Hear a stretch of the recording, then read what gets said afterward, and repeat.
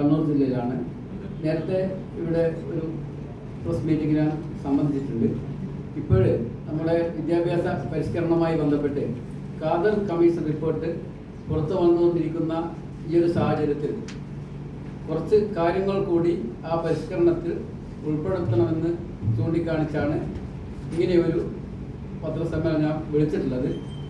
ഖാദർ കമ്മീഷൻ്റെ പല റിപ്പോർട്ടുകളും പുറത്ത് വന്നെങ്കിലും ഇനിയും ഒരുപാട് കാര്യങ്ങൾ പുറത്ത് വരേണ്ടതുണ്ട്.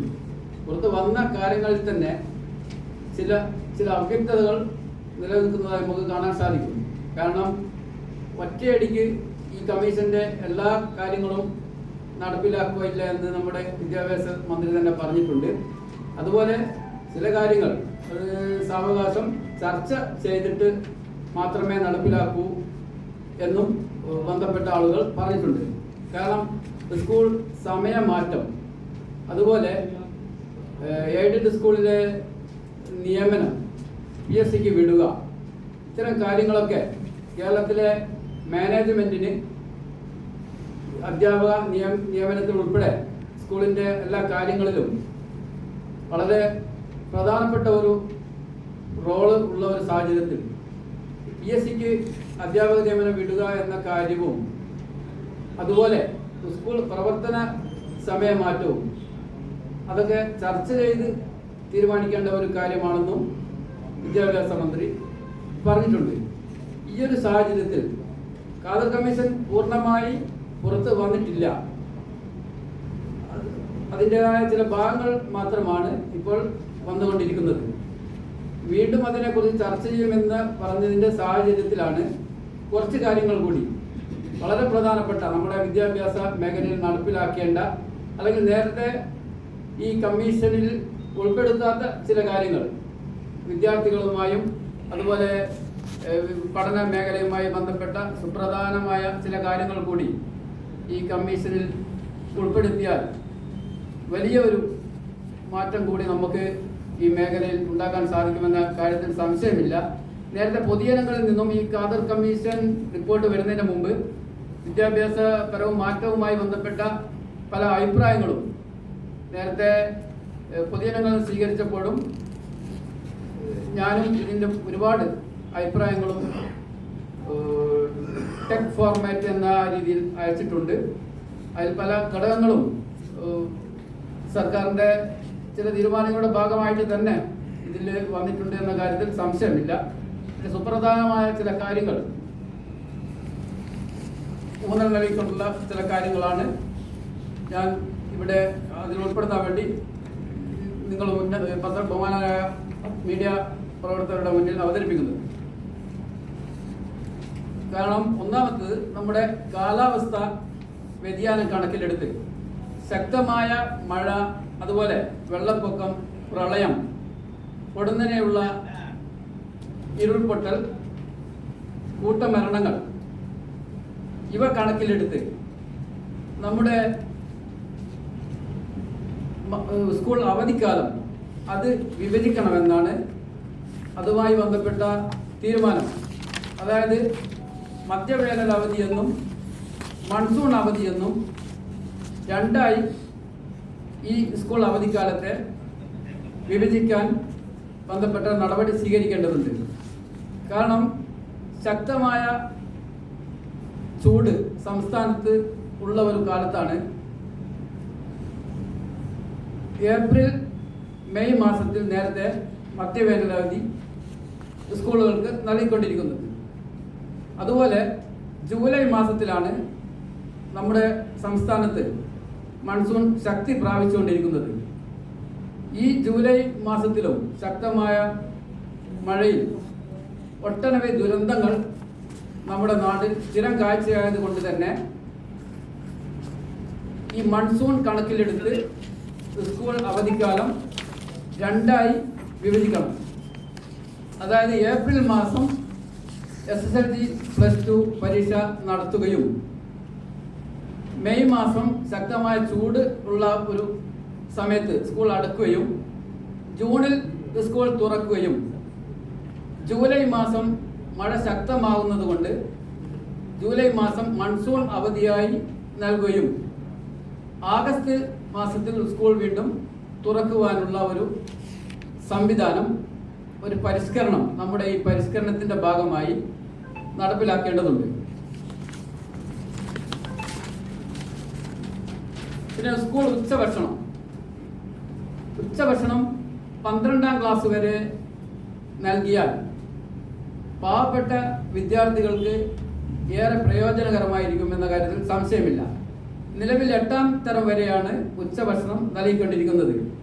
പക്ഷെ അതേ ഉച്ചഭക്ഷണം കഴിച്ച കുട്ടികൾ നേരെ തൊട്ടടുത്ത ക്ലാസ്സിലേക്ക് 9ാം ക്ലാസ്, അതുപോലെ 10, 11, 12 ഇതേ സ്കൂൾ ക്ലാസ് കയറ്റത്തിൽ പോകുമ്പോൾ ഒട്ടനവധി പ്രയാസമുള്ള വിദ്യാർത്ഥികൾ ഉണ്ട് എന്ന കാര്യത്തിൽ സംശയമില്ല.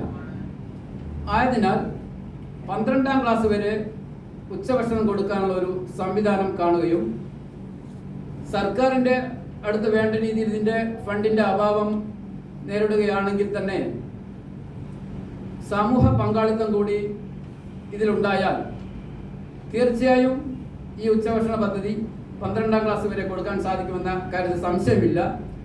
അതുപോലെ പട്ടികജാതി പട്ടികവർഗ വിദ്യാർത്ഥികൾ, BPL വിദ്യാർത്ഥികൾ, അതുപോലെ അനാഥ വിദ്യാർത്ഥികൾ, ഓർഫൻസ്, ഇത്തരം വിദ്യാർത്ഥികളെ കൂടി നിർബന്ധമായും ഉച്ചഭക്ഷണ പദ്ധതിയിൽ ഉൾപ്പെടുത്തിയാൽ ഇത് വിദ്യാർത്ഥികളുടെ പഠനത്തിന് ഏറെ ഉപകാരപ്പെടുമെന്ന കാര്യത്തിൽ യാതൊരു സംശയവുമില്ല. പിന്നെ നമുക്ക് ആവശ്യം ഒറ്റ രാജ്യം ഒറ്റ സിലബസ് എന്ന ഒരു ചിന്തയിലേക്ക് നമ്മുടെ ശ്രമം നടത്തേണ്ടതുണ്ട്. കാരണം പല രാജ്യങ്ങളിലും അതായത് ചൈന, അതുപോലെ Singapore, south Korea, Saudi Arabia, UAE പോലുള്ള പല രാജ്യങ്ങളിലും ഒറ്റ സിലബസാണ് നിലവിലുള്ളത്. അതായത് സംസ്ഥാനങ്ങളുടെ താല്പര്യം സംരക്ഷിച്ച് തന്നെ വിദ്യാഭ്യാസം കൺകറന്റ് ലിസ്റ്റിൽപ്പെട്ടത് കൊണ്ട് തന്നെ ഓരോ സംസ്ഥാനങ്ങളിലെയും സംസ്ഥാന വിദ്യാഭ്യാസ മന്ത്രിമാരുമായും സംസ്ഥാന സർക്കാരുമായും ആലോചിച്ച് ഒരു ഒറ്റ സിലബസ്, ഒറ്റ വിദ്യാഭ്യാസ രീതി എന്ന ഒരു സംവിധാനം ഉണ്ടാക്കുന്നതിനാവശ്യമായ ചർച്ചകളും ഇതിനെക്കുറിച്ച് പഠനം നടത്താൻ ഒരു വിദഗ്ധ സമിതിയെയും രൂപീകരിക്കാൻ ഈ ഒരു സാഹചര്യത്തിൽ നമ്മൾ തയ്യാറാകേണ്ടതുണ്ട്. പ്രത്യേകിച്ച് ഒരു ജനാധിപത്യ മതേതരത്വ ബൗദ്ധരായുള്ള ഒരു രാജ്യമായ ഇന്ത്യയിൽ ഇതിന്റെ പ്രസക്തി ഏറെയാണ് എന്ന കാര്യത്തിൽ യാതൊരു സംശയമില്ല. പിന്നെ രക്ഷിതാക്കൾക്ക് തിരിച്ചറിയൽ കാർഡ് നടപ്പിലാക്കുക. പല സ്കൂളുകളിലും രക്ഷിതാക്കളല്ലാത്ത ആളുകൾ വിവിധ ആവശ്യങ്ങൾക്കായി വിദ്യാർത്ഥികളെ കൂട്ടിക്കൊണ്ടുപോകുന്ന ഒരവസ്ഥ നമ്മുടെ നാട്ടിൽ കണ്ടുവരുന്നുണ്ട്. അത് വ്യക്തമായ ധാരണയുടെ അടിസ്ഥാനത്തിൽ മാത്രമേ, അതായത് വ്യക്തമായ തെളിവിൻ്റെ അടിസ്ഥാനത്തിൽ മാത്രമേ സ്കൂളുകളിൽ നിന്നും വിദ്യാർത്ഥികളെ പുറത്തേക്ക് വിടാൻ പാടുള്ളൂ എന്ന ഒരു അവസ്ഥ നമ്മൾ സ്ഥാപിക്കേണ്ടതുണ്ട്. കാരണം പല രീതിയിലും വിദ്യാർത്ഥികൾ മയക്കുമരുന്നിലും അതുപോലുള്ള പല കുറ്റകൃത്യങ്ങൾക്ക് വേണ്ടി വിദ്യാർത്ഥികൾ ഉപയോഗപ്പെടുത്തുന്നത് കൊണ്ട് തന്നെ ഈ ഒരു തിരിച്ചറിയൽ കാർഡ് ഏറെ ഉപകാരപ്പെടും എന്ന കാര്യത്തിൽ സംശയമില്ല. പിന്നെ അധ്യാപകർക്ക് ഓവർകോട്ട് സംവിധാനം നടപ്പിലാക്കുക. സംസ്ഥാനത്തെ മുഴുവൻ സ്കൂൾ വിദ്യാർത്ഥികൾക്കും വിവിധ രീതിയിലുള്ള യൂണിഫോമുകൾ ഉണ്ട് എന്നത് ഒരു വസ്തുതയാണ്. അതുപോലെ തന്നെ കുട്ടികളുടെ ശ്രദ്ധ വേണ്ട രീതിയിൽ, കുട്ടികളുടെ കോൺസെൻട്രേഷൻ നിലനിൽക്കുന്നതിന്റെ ഭാഗമായി സ്കൂളുകൾക്ക് അവരുടേതായ രീതി, അവരുടേതായ കളർ വ്യവസ്ഥയിൽ ഓവർകോട്ട് സംവിധാനം നടപ്പിലാക്കിയാൽ തീർച്ചയായും അത് വിദ്യാർത്ഥികളിൽ കൂടി അതിൻ്റെ ഒരു പ്രത്യേകിച്ചുള്ള ഒരു ഗൗരവം ഉണ്ടാവുമെന്ന കാര്യത്തിൽ സംശയമില്ല. പിന്നെ അധ്യാപക നിയമന അംഗീകാരത്തിന് കാലതാമസം നേരിടുന്നത് ഒഴിവാക്കുക.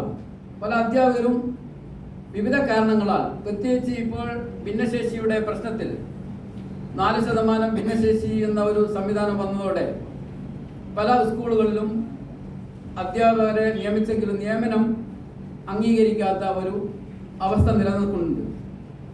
ആയതിനാൽ ഇതിന് വ്യക്തത വരുത്തേണ്ടതുണ്ട്. തീർച്ചയായും ഈ ഭിന്നശേഷിക്കാരുടെ കണക്കെടുക്കുന്നതിനും അവരുടെ ലിസ്റ്റ് ഔട്ട് ചെയ്യുന്നതിനും ആവശ്യമായ ഒരു പ്രായോഗികമായ ഒരു സംവിധാനം കണ്ടെത്തേണ്ടതുണ്ട്.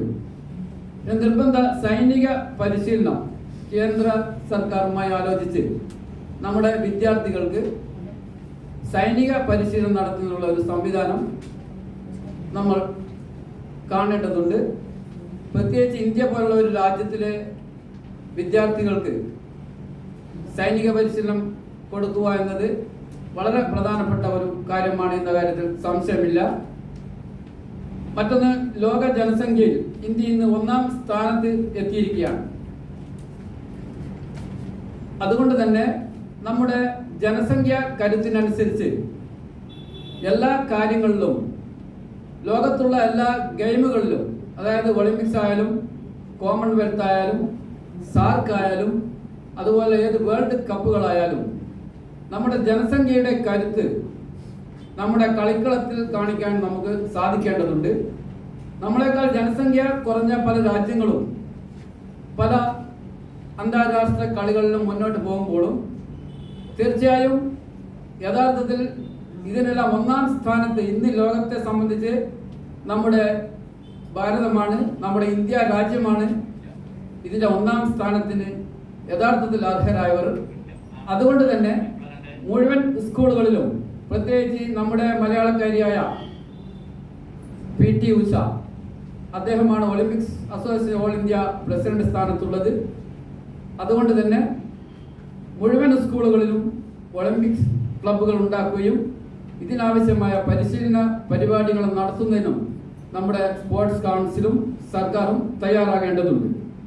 പിന്നെ പ്രവേശനോത്സവ ദിവസം പുതിയ കുട്ടികളെ വരവേൽക്കേണ്ടത് തീർച്ചയായും അവിടെ പഠിച്ചുകൊണ്ടിരിക്കുന്ന പഴയ കുട്ടികളായാൽ ഏറ്റവും ഉചിതമായിരിക്കുമെന്ന കാര്യത്തിൽ സംശയമില്ല. പ്രത്യേകിച്ച് റാഗിംഗ് പോലുള്ള ഒരു സംവിധാനം, പ്രത്യേകിച്ച് റാഗിംഗ് പോലുള്ള കാര്യങ്ങൾ നിലനിൽക്കുന്നതിനാൽ നവാഗതരെ അവിടെ പഠിച്ചുകൊണ്ടിരിക്കുന്ന വിദ്യാർത്ഥികൾ വരവേൽക്കുമ്പോൾ പുഷ്പങ്ങൾ നൽകിയും അതുപോലെ മധുര പലഹാരങ്ങൾ നൽകിയും വരവേൽക്കുമ്പോൾ ആ ഒരു പ്രവേശനോത്സവം മുതൽ തന്നെ നല്ല ഒരു ബന്ധം സ്ഥാപിക്കാൻ സാധിക്കുമെന്ന കാര്യത്തിൽ സംശയമില്ല. മറ്റൊന്ന് പറയാനുള്ളത് അധ്യാപക രക്ഷാകർതൃ വിദ്യാർത്ഥി സംഗമം. അത് PTA ജനറൽ ബോഡിയിൽ പൂർണ്ണ പങ്കാളിത്തം വളരെ കുറവാണ്. അതുകൊണ്ട് തന്നെ വിദ്യാർത്ഥികളും അധ്യാപകരും രക്ഷിതാക്കളും ഒന്നിച്ചിരുന്നുള്ള ഒരു വിദ്യാർത്ഥി അധ്യാപക രക്ഷാകർതൃ സംഗമം നടത്താനുള്ള ഒരു സംവിധാനം നമുക്ക് ഉണ്ടാകേണ്ടതുണ്ട്. എങ്കിൽ വിദ്യാർത്ഥികളും രക്ഷിതാക്കളും അധ്യാപകരുമായുള്ള ബന്ധം ഉറപ്പിക്കുവാനും തീർച്ചയായും തങ്ങളുടെ മക്കളെ പഠിപ്പിക്കുന്ന വിവിധ വിഷയങ്ങൾ എടുക്കുന്ന അധ്യാപകരെ രക്ഷിതാക്കൾക്ക് മനസ്സിലാക്കുന്നതിനും കുട്ടികളുടെ പഠനം, കുട്ടികളുടെ സുരക്ഷ ഉറപ്പാക്കുന്നതിനും ഇത് ഏറെ പ്രയോജനപ്പെടുമെന്ന കാര്യത്തിൽ സംശയമില്ല. മറ്റൊന്ന്, വിദ്യാർത്ഥികളെ 1-2 കൂടുതൽ തവണകൾ പരീക്ഷ എഴുതിയാലും 2-3 പ്രാവശ്യമൊക്കെ നമ്മുടെ വിദ്യാർത്ഥികൾ ചില വിഷയങ്ങളിൽ സപ്ലിമെൻ്റ് ആയിട്ടും സേ ആയിട്ടുമെല്ലാം എഴുതി പരാജയപ്പെടുന്ന ഒരു കാഴ്ചയും നമ്മുടെ നാട്ടിൽ കണ്ടുവരുന്നുണ്ട്. ഏതൊരു വിദ്യാർത്ഥിയെയും 2 തവണയിൽ കൂടുതൽ തോൽപ്പിക്കുന്ന ഒരു അവസ്ഥ അത് ഇല്ലായ്മ ചെയ്യാനും കൂടി നമ്മൾ ഇതിന് സംവിധാനം കാണേണ്ടതുണ്ട്. തീർച്ചയായും ഇന്ത്യ രാജ്യത്ത് കേരളത്തിൻ്റെ വിദ്യാഭ്യാസ സംവിധാനം വളരെ നേരത്തെ തന്നെ പ്രശസ്തി ആർജിച്ചതായിരുന്നു. അതുകൊണ്ട് തന്നെ എല്ലാ രംഗങ്ങളിൽ വളർത്തിയെടുക്കാൻ സാധിക്കേണ്ടതുണ്ട്. അതുകൊണ്ട് തന്നെ നമ്മുടെ സിലബസിൽ എവിടെയാണ് പ്രശ്നമെന്ന് കണ്ടെത്താൻ നമുക്ക് സാധിക്കണം. അതുകൊണ്ടാണ് ഒറ്റ സിലബസ് ഒറ്റ രാജ്യം എന്ന് ഞാൻ ഇവിടെ ഒരു അഭിപ്രായം പറഞ്ഞിട്ടുള്ളത്. അത് വിവിധ സംസ്ഥാനങ്ങളിലെ, അതായത് ഓരോ സംസ്ഥാനങ്ങളിലും നവോത്ഥാന നായകന്മാരും പണ്ഡിതന്മാരും എല്ലാം ഉള്ളത് കൊണ്ട് തന്നെ സംസ്ഥാനങ്ങളുടെ താല്പര്യം നിലനിർത്തിക്കൊണ്ട് തന്നെ ഒരു ദേശീയ നിലവാരം വിദ്യാഭ്യാസ മേഖലയിൽ ഉയർത്തിക്കൊണ്ടുവരാൻ നമുക്ക് സാധിക്കേണ്ടതുണ്ട്.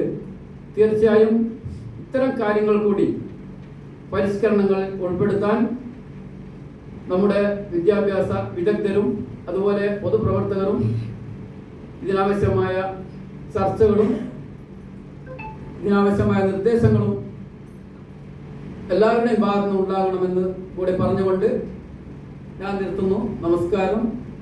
5 വർഷമായി വിദ്യാഭ്യാസപരമായി ഉള്ള ലേഖനങ്ങൾ ഇങ്ങനെ മേഖലകളുമായി ബന്ധപ്പെട്ട് എഴുതിക്കൊണ്ടിരിക്കുന്നതാണ്. പല കാര്യങ്ങളും സർക്കാർ അംഗീകരിച്ചിട്ടുമുണ്ട്. എൻ്റെ നേരിട്ടല്ലെങ്കിൽ അതായത് സ്കൂളിൽ ഖാദി കൈത്തറി യൂണിഫോം നിർബന്ധമാക്കുക എന്നത് നേരത്തെ ഞാനൊരു 10-15 വർഷത്തോളം PTA പ്രസിഡന്റായും പ്രവർത്തിച്ചിട്ടുണ്ട്.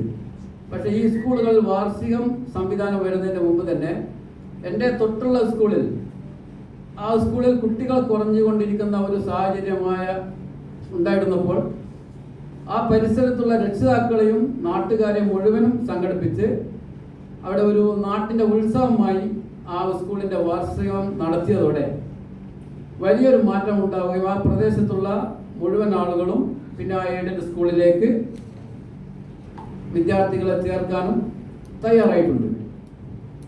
പിന്നെ ഞാൻ 2 സ്കൂളിൽ PTA പ്രസിഡന്റായി വർക്ക് ചെയ്തിട്ടുണ്ട്. ആ 2 സ്കൂളിനെയും സബ് ജില്ലയിലെ മികച്ച സ്കൂളാക്കി മാറ്റാൻ സാധിച്ചിട്ടുണ്ട്. എല്ലാവിധ